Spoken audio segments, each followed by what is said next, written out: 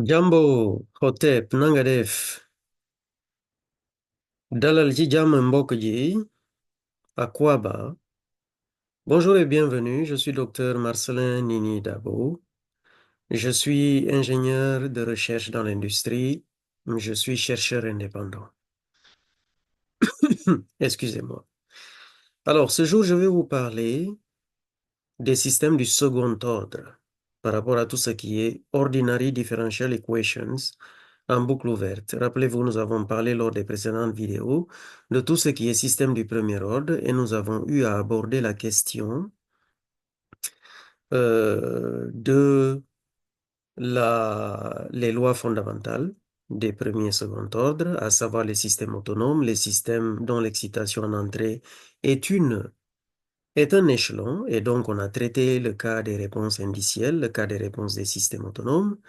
Ensuite, nous avons parlé de la formule de l'iso-constante de temps, comment calculer la constante de temps dans le régime transitoire à partir de n'importe quel point et non pas seulement à 63% et également à du 37%, 37% de la condition initiale quand il s'agit d'un système autonome, 63% du point d'équilibre ou de la valeur finale quand il s'agit d'une réponse indicielle.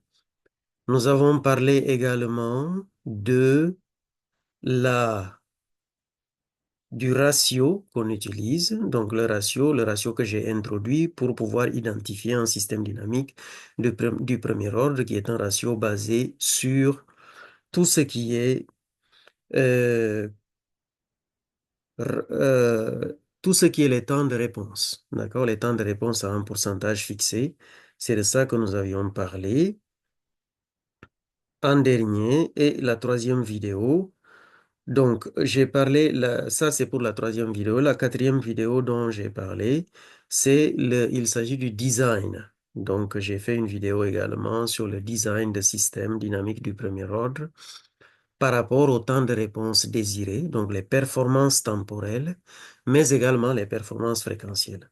Aujourd'hui, je m'en vais vous entretenir sur les systèmes, comme je le disais, du deuxième ordre.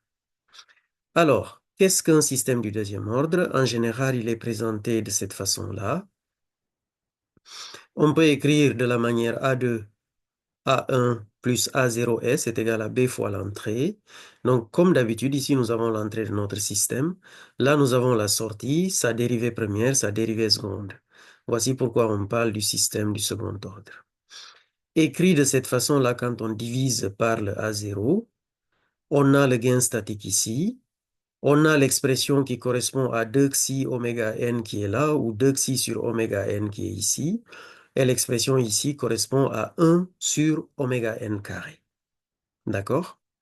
Alors, dans l'étude des systèmes dynamiques du second ordre, on a souvent parlé de la chose suivante, c'est-à-dire par rapport au coefficient d'amortissement ici, quand on résout le problème, on a les solutions qui sont ici. Lorsque les conditions initiales de vitesse ou de la dérivée de la variable et de la variable en elle-même valent 0, nous avons une expression de ce type-là. D'accord? Ici, lorsque le coefficient d'amortissement est égal à 1, nous avons aussi cette expression-ci, et lorsque le coefficient d'amortissement est strictement supérieur à 1, nous avons cette expression-ci.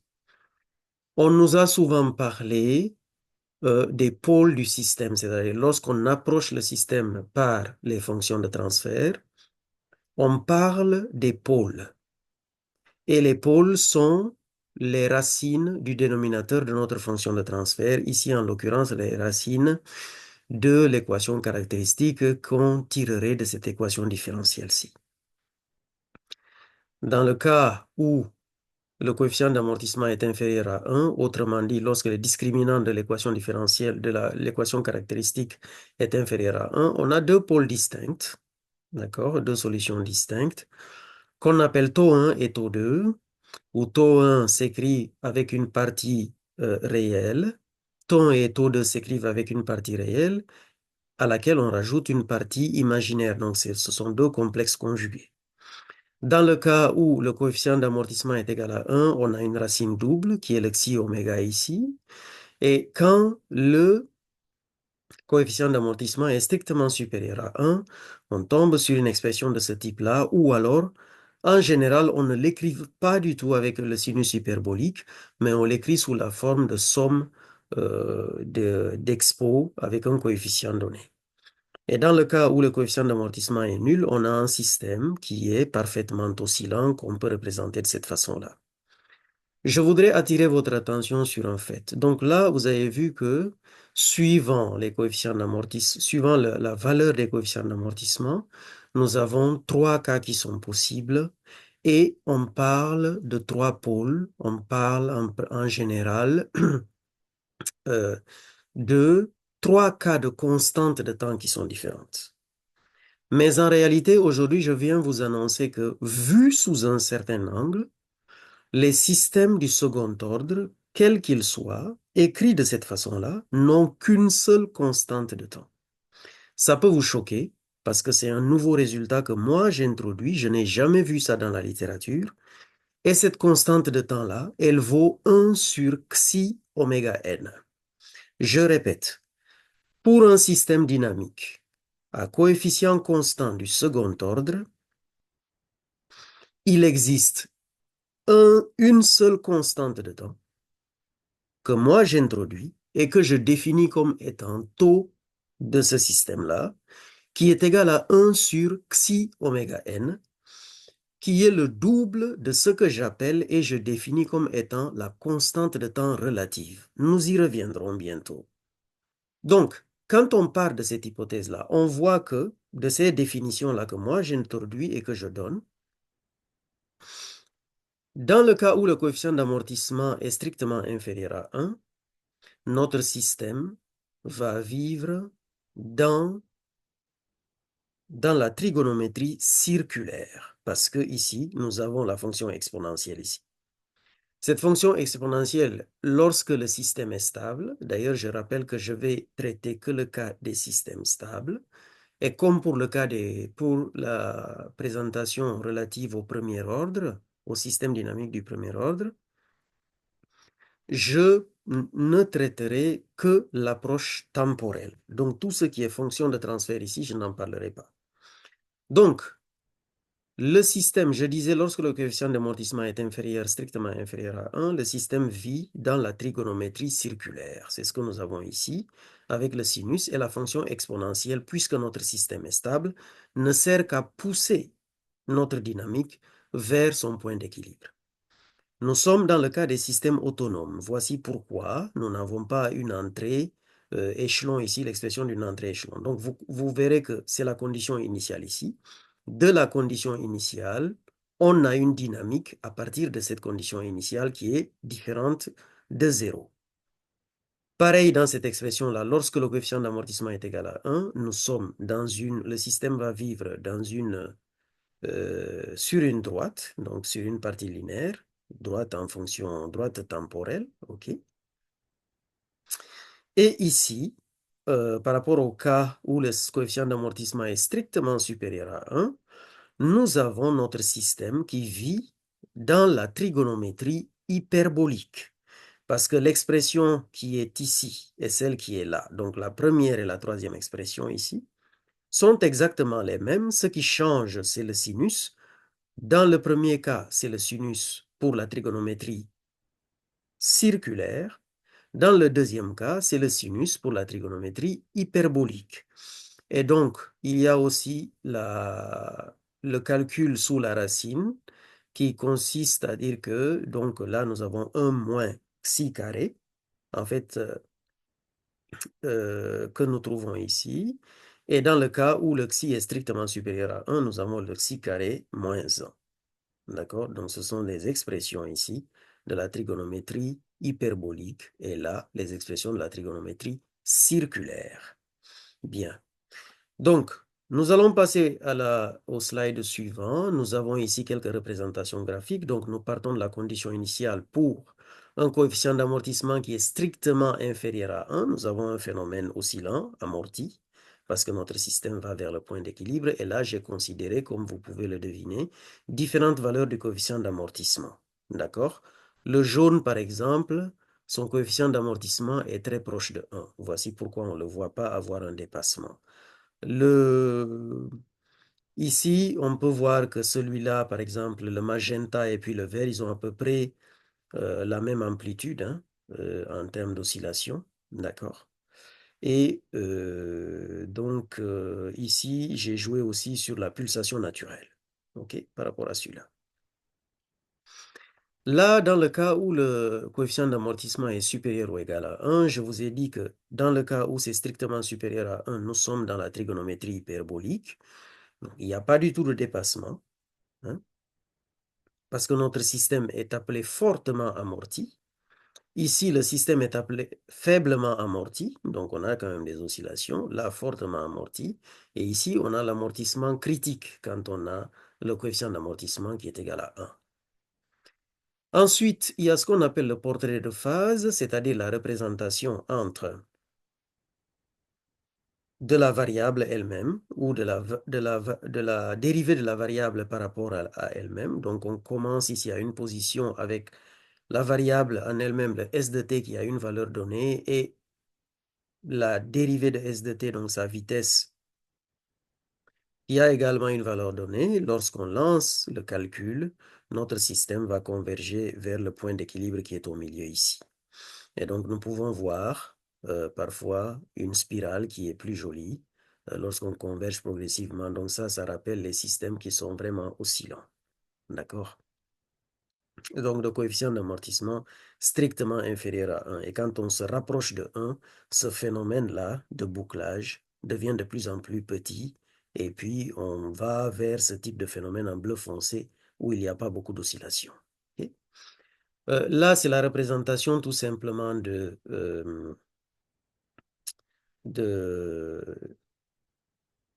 solutions de notre équation différentielle pour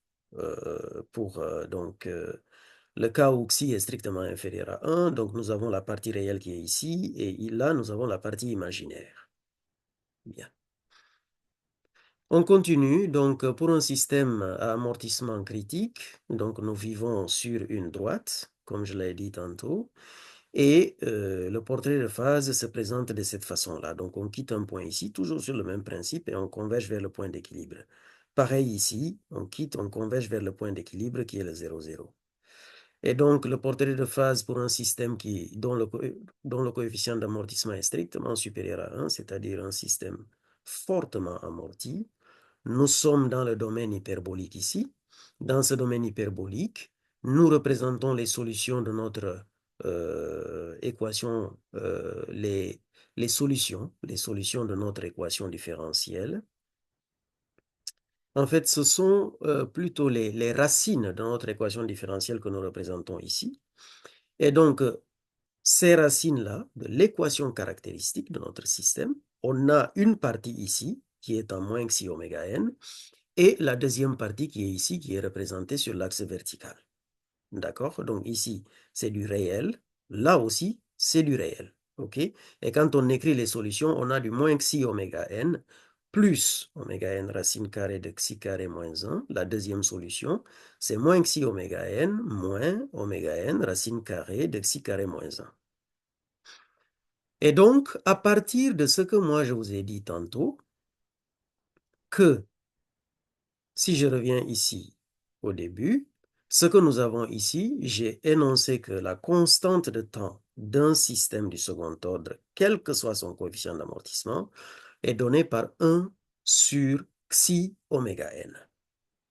Nous voyons bien apparaître le xi oméga n ici, nous le voyons apparaître là, nous le voyons apparaître là. Aujourd'hui, je ne traiterai que le cas pour lequel, c'est ce que nous allons voir tantôt en simulation, pour lequel le coefficient d'amortissement est strictement inférieur à 1. Donc, j'ai fait un tableau ici pour lequel je fais remarquer les pourcentages, d'accord, de la condition initiale auquel on peut repérer notre constante de temps. Et avec cette même philosophie, j'arrive à définir, donc je calcule la constante de temps de mon système lorsque le coefficient d'amortissement vaut 0,7. Et je peux vous dire une chose, ça ce sont les formules exactes et précises qui vont me permettre de calculer les différents temps de réponse que nous avons ici, d'accord? Donc, temps de réponse à 2% de la condition d'équilibre est égal à 3,109 divisé par la pulsation naturelle. OK? Donc, tous les temps que je vais calculer ici vont être des inverses de là, sont inversement proportionnels à la pulsation naturelle. OK?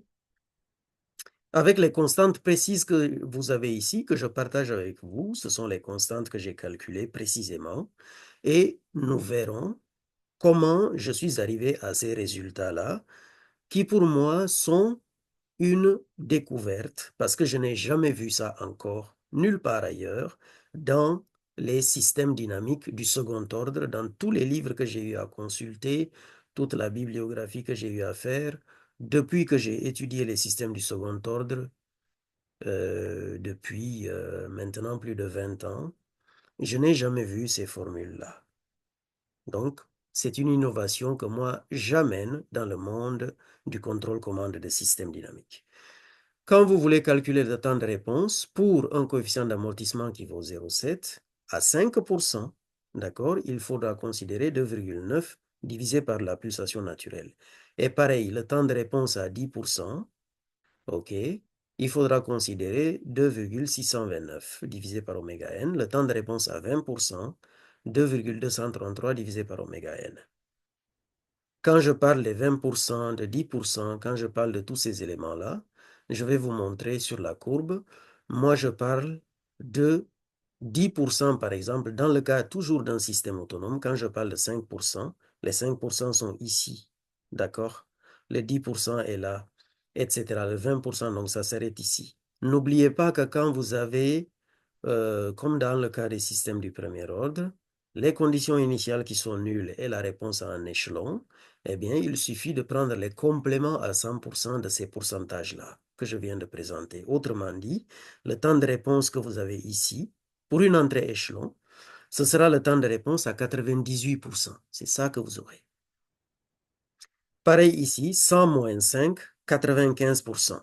Donc, le temps de réponse à 95% d'un système du second ordre, dont le coefficient d'amortissement vaut 0,7, est égal à presque 3 fois l'inverse de la pulsation naturelle. Et le temps de réponse à 90% est égal à 2,6 fois à peu près l'inverse de la pulsation naturelle. Pareil ici pour le temps de réponse à 20% que vous venez de voir ici, donc 80%, il est égal à 2,2 fois à peu près la pulsation naturelle. Maintenant, quand on s'intéresse au temps de montée, voici les formules qui donnent ces temps de montée-là. Temps de montée entre 2 et 98% dans le cas de la réponse indicielle, il est égal presque à 3 fois l'inverse de la pulsation naturelle. Le temps de montée entre 5 et 95% pour la réponse indicielle ou entre 95 et 5% pour une réponse d'un système autonome, c'est 2,6 fois à peu près l'inverse de la pulsation naturelle. OK, et je vous laisse lire pour la suite. Donc, je vous invite, donc tous ces résultats-là, j'ai une bonne nouvelle pour vous que j'annonce officiellement. Tous ces résultats-là sont synthétisés dans le livre dont je suis l'auteur, qui est à paraître et qui va bientôt arriver sur le marché. Donc, préparez vos portefeuilles pour passer vos commandes. Et puis, c'est un livre qui va vous apprendre beaucoup de choses parce que tous les détails de ce que je présente sur les systèmes du premier et second ordre sont répertoriés dedans, avec la boucle ouverte, avec la boucle fermée, et j'aborde les nouvelles notions que j'ai introduites en physique, comme la constante de temps d'un système dynamique du deuxième ordre, comme le ratio qui permet de faire l'identification pour les systèmes dynamiques du premier ordre. Je vous présente tous ces éléments-là. Ici, c'est un marque-page que je vous donnerai si toutefois vous commandez. Alors, l'intitulé du livre, comme vous pouvez le voir, c'est Système dynamique, nouvelle vision, nouveau paradigme, nouvelle méthode pour la caractérisation, l'identification, le design et la commande. Voilà. Donc, nous allons passer maintenant à quelques simulations si le système veut bien me passer la main. Voilà. Donc, je vais venir chercher MATLAB. Et Nous allons regarder les choses. Maintenant, moi, ce que je fais comme d'habitude, je lance les simulations.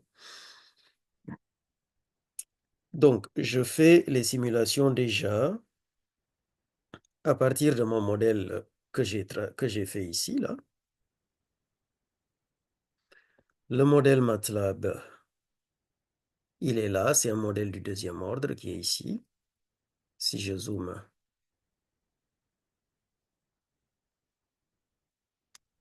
Donc, vous voyez mon modèle qui est ici. Là, c'était juste des exemples que j'ai eu à considérer, hein. Donc, le modèle, il est là. OK. Je considère ce modèle-là, donc c'est l'équation différentielle que j'ai traduite ici, exactement comme pour le premier ordre. J'ai donné les conditions initiales. Là, je vais annuler les conditions initiales pour plus de simplicité et nous allons passer au calcul. Je donne les valeurs B2 et la valeur oméga n. À partir de là, je déduis. Je vais vous présenter rapidement le programme. Donc ici, je fais ceci. Les simulations se passeront ici. Là, comme je vous ai dit, je donne le coefficient d'amortissement, je donne la pulsation naturelle, je donne le gain. Ensuite, je déduis les coefficients A2, A1 et A0. Et je donne les conditions initiales de simulation qui sont là pour le cas d'un système autonome. Pour le cas d'un système dont la réponse est indicielle, je lance les simulations à partir de mon modèle qui est là. Et puis, je viens tracer la courbe. Et à partir des courbes, maintenant, je vais me positionner directement sur les courbes. Et je vais vous montrer à travers ces formules-là, OK, que le calcul que j'utilise colle parfaitement avec le résultat de simulation, avec le temps que je lis sur le résultat de simulation que je fais. Donc, ça, c'est le calcul théorique. OK. Les formules que moi j'ai données, que moi j'ai introduites en automatique, encore une fois, je n'ai jamais vu ça quelque part. Donc pour moi, c'est vraiment une découverte, c'est vraiment une innovation. Jusqu'à preuve du contraire, je suis ouvert au dialogue. Je rappelle que je suis chercheur indépendant et puis je fais mes recherches à mon propre compte. Et donc aujourd'hui, les résultats que j'ai obtenus, je les partage avec vous et j'espère que ça va contribuer grandement à une nouvelle vision de l'automatique, à un nouveau paradigme dans l'enseignement du contrôle-commande de système dynamique. Et comme nous le verrons d'ailleurs plus tard, je parlerai de l'impact de ces résultats-là sur les filtres de Chebyshev, sur les filtres de... euh, il y a Chebyshev, il y a qui d'autre? Un instant pour que je regarde les autres noms qui m'échappent. Butterworth et puis Bessel également. Donc, ce sont les trois sur lesquels j'ai travaillé. Et j'ai donné les performances temporelles de ces filtres-là. Parce que souvent, lorsqu'on parle de filtres, on ne parle qu'en général de fréquences. On ne regarde pas parfois l'impact de ces fréquences que nous choisissons dans le domaine temporel. Donc, il est possible, avec ces formules que je donne aujourd'hui, de pouvoir aller mesurer l'impact réel de ces filtres concrètement. D'accord? Quel que soit le coefficient d'amortissement choisi de manière générale. Donc ici, je vous ai parlé du coefficient d'amortissement 0,7. On va voir ce qui va se passer avec 0,7. Je lance la simulation.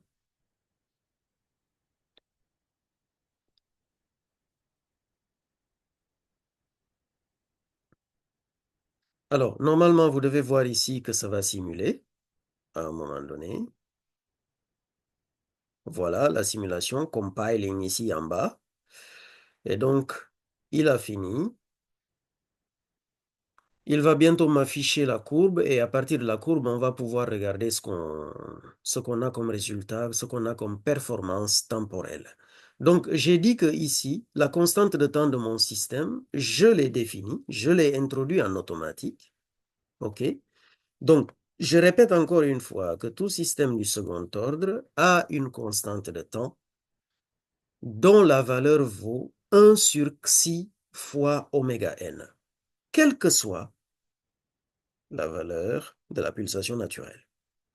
Et donc, sur la base de ça, je définis cette constante de temps qui est ici, qui est au 0,8624. Quand on regarde le tableau que j'ai mis ici, on voit que pour ce résultat-là, pour 0,7 coefficient d'amortissement, nous sommes à peu près à 50%, d'accord, de notre condition initiale. Donc, je me positionne à 50% à peu près. Je viens chercher un curseur ici. Je me positionne à peu près à 50% ici. J'ai un temps de réponse qui est 0,8596 ici. Donc là, j'ai 0,8624. Mais si je veux plus de précision, je viens juste regarder ici. Je vois que c'est 49,98. J'essaie de chercher le 49,98 qui est quelque part ici.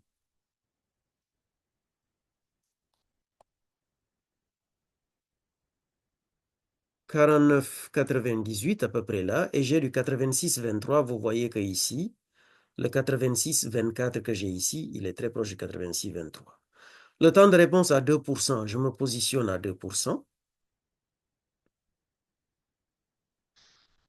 Je me positionne à 2% ici. J'ai du 1,8766, 1,8769. Vous voyez que c'est assez proche. Je me positionne à 5%. OK. 5%.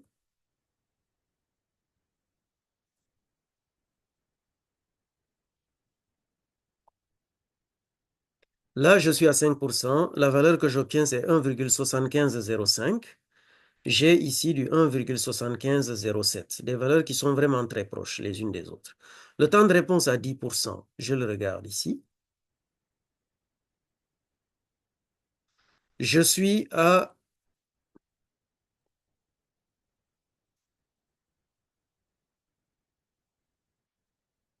Voilà. J'essaie d'être le plus précis possible, hein. Donc, je suis à 1,5883. Le temps de réponse à 10%, il est là, 1,5871. Là, tout dépend simplement du coefficient que j'ai utilisé pour calculer. L'écart va dépendre de ça. C'est tout simplement ça. Mais sinon, le coefficient, je le maîtrise. Je peux le calculer de manière plus précise et plus fine encore. Ensuite, ici, je me positionne à du 20%. OK. Et quand je vais me positionner à du 20%, je vais avoir ce résultat-ci. 1,3486, vous le voyez ici, à peu près. Maintenant, parlons des temps de montée, comme je vous ai dit la dernière fois. Je suis à 20%, donc je vais chercher le 80%.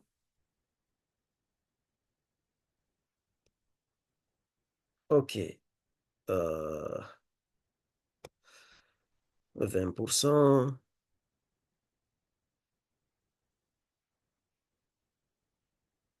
Voilà. On descend jusqu'à 20%. On vient chercher le 80%.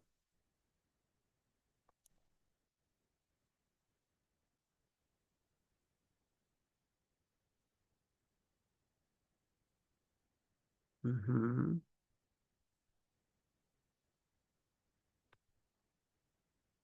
On va dire que là, c'est bon. Le 80%. Donc, je fais la différence. Normalement, je devrais trouver le temps de monter ici. D'accord? Qui est égal à 1,75. J'ai oublié de vous faire un commentaire. Vous voyez que là, la pulsation naturelle, je l'utilise de façon aléatoire. OK?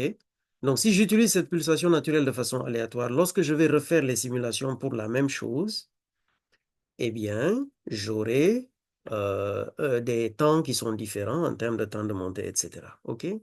Donc, je passe rapidement. Là, j'ai pris le 0,7 pour qu'on puisse voir que, de toutes les façons, c'est le 0,7 qui est souvent utilisé. Donc, je vais faire le calcul à présent. Donc là, j'ai 1,75 ici. Plutôt, ce serait plutôt ce temps-là qu'il faudra regarder parce que je suis entre 20 et 80% de ma condition initiale. Donc, je devrais trouver 0,8892. Là, je pars ici, je prends la valeur de 1,3486, 1,3486, duquel je soustrais 0,4593. Et ça me donne 0,8893 qui est ici. Et comme je vous l'ai annoncé par calcul avec mes constantes que j'ai déterminées, sur la base de la constante de temps d'un système dynamique du premier ordre que j'ai défini, qui est égal à 1 sur xi oméga n, je trouve la même chose. Je vais chercher maintenant le temps de montée entre 90, voilà, entre 90 et 10%. 90 est là-bas, je vais chercher le 10% ici.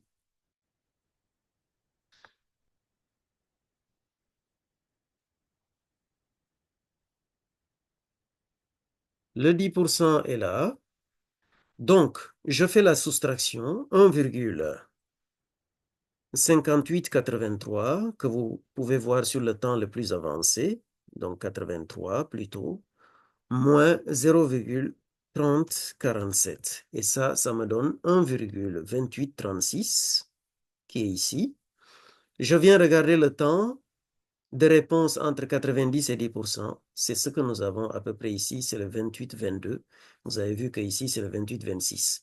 Il me reste un dernier temps de réponse à regarder qui est celui-là. 95 à 5%. Donc, je viens chercher le 95% de la condition initiale qui est à peu près ici.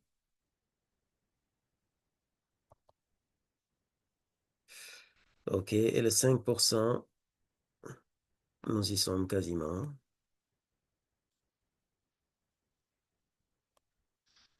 Donc, ça me donne 1,7505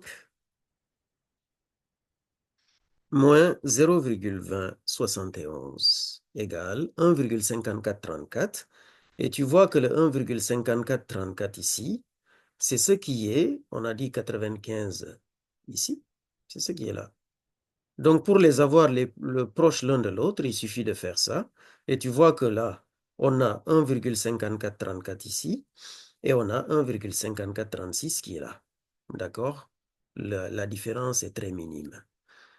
OK? Donc, par rapport au coefficient d'amortissement, c'est ce que nous avons. Le coefficient d'amortissement de 0,7, il existe des formules que j'énonce, que j'introduis, qui nous permettent de calculer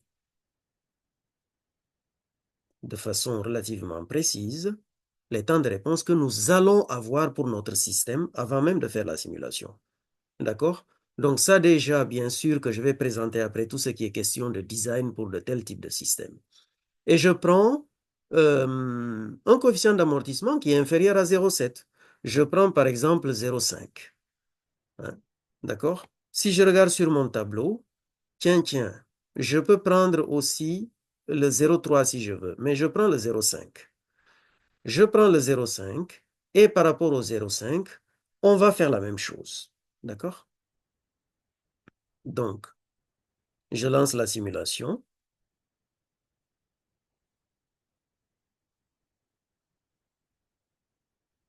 Elle est terminée. Je récupère mon tracé que je mets tout simplement à droite. Ensuite, je viens chercher ici mon temps de réponse que je peux regarder à 2% du point d'équilibre, de la condition initiale, pardon.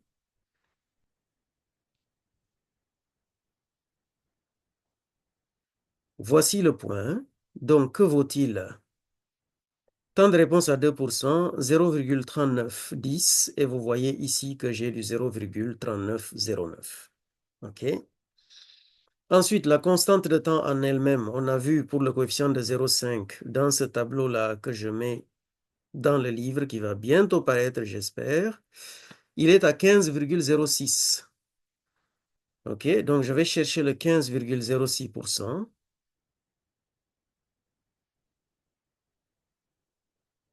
Pardon, c'est 15,6 d'ailleurs. C'est pas 15,06. Eh bien,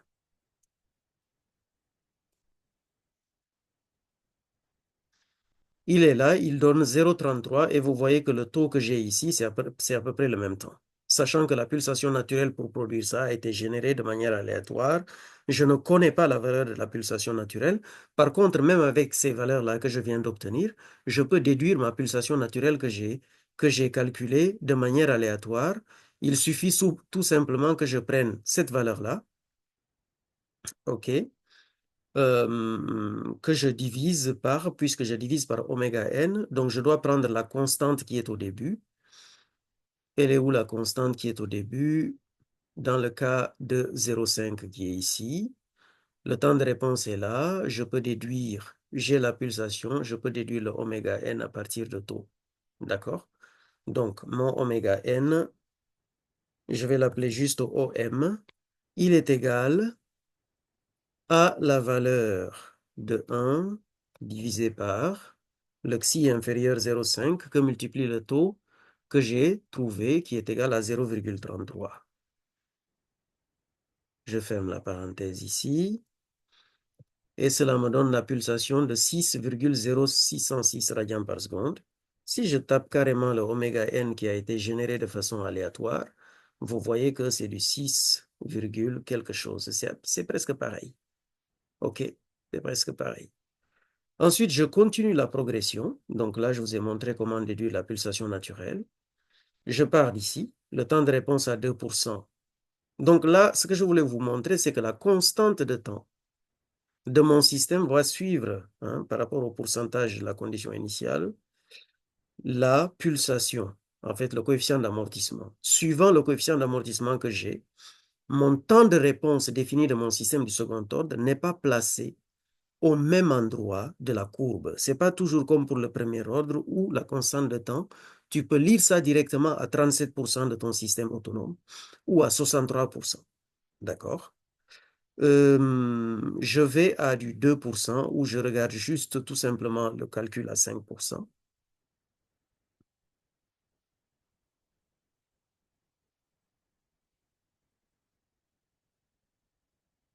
Donc, me voici à peu près à 5%. J'ai du 37,57. Le temps de réponse à 5%, il est là, 0,37, 60, 61.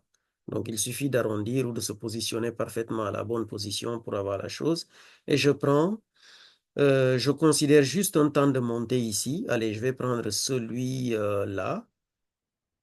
Le temps de monter entre 95 et 5%. Donc, je suis déjà à 5%.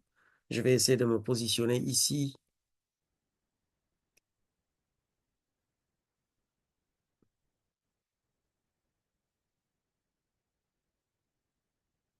Là, je me positionne à du 5%. Et là, je me positionne à du 95%.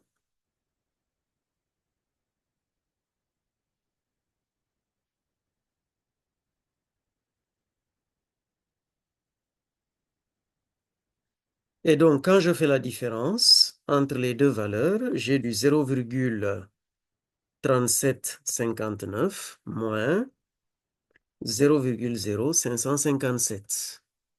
Et ça me donne 0,3202. Quand je regarde le temps de réponse entre 95 et 5, j'ai ici 0,3203 et ici j'ai 0,3202. D'ailleurs, je vais faire la chose suivante. Evaluate. Et donc, les deux sont si proches. On peut les voir côte à côte ici. D'accord? Pour pouvoir calculer les autres temps, il faut faire pareil et il faut savoir que donc les formules qui sont ici, les constantes qui sont là, je les ai calculées aussi. Je les ai déterminées une fois à partir de ma méthode. Ici, ce sont des formules, les constantes par rapport au coefficient d'amortissement 0,3. Bref, j'ai tout un tableau de ces valeurs-là que j'ai défini, que vous pourrez trouver dans mon futur ouvrage dans les détails. Il faut savoir que j'ai fait ces calculs-là quel que soit le coefficient d'amortissement que vous pouvez avoir. Là, je vous présente le coefficient d'amortissement qui est les coefficients d'amortissement qui sont strictement inférieurs à 1. Regardez sur le tableau. Voici les valeurs pour lesquelles j'ai calculé toutes ces constantes-là. D'accord? J'ai fait un maillage de l'espace par rapport au coefficient d'amortissement positif en bougeant de 5 centièmes.